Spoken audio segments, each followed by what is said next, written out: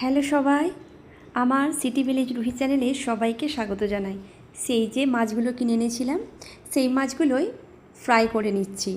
প্রথমে লবণ, লঙ্কা গুঁড়ো, হলদি গুঁড়ো, জিরে গুঁড়ো, ধনে গুঁড়ো, আদা রসুন বাটা আর লেবু দিয়ে ম্যারিনেট করে রেখেছিলাম। তারপরে তেলের ওপর কারি পাতা দিয়ে এরপরে আস্তে আস্তে মাছগুলো দিয়ে দিলাম। একের পর এক মাছগুলো ভেজে নিচ্ছিলাম। আর আমি খুব বেশি একটা ক্লিপ এখানে নিইনি, একটুখানি ক্লিপ নিয়েছিলাম, সেটাই আপনাদের সঙ্গে শেয়ার করলাম। আজকের ভিডিওটা কেমন লেগেছে অবশ্যই আমাকে জানাবেন। আর হ্যাঁ, আমি ভাবলাম আর একটুখানি খাবারের ভিডিওটা নিয়ে নিই, মানে মাছটা ভাজার পরের ভিডিও। খেতে বসেছি, দেখুন খাওয়ার আওয়াজটা শুনলেই বুঝতে পারবেন খুবই ভালো লেগেছিল মাছগুলো খেতে।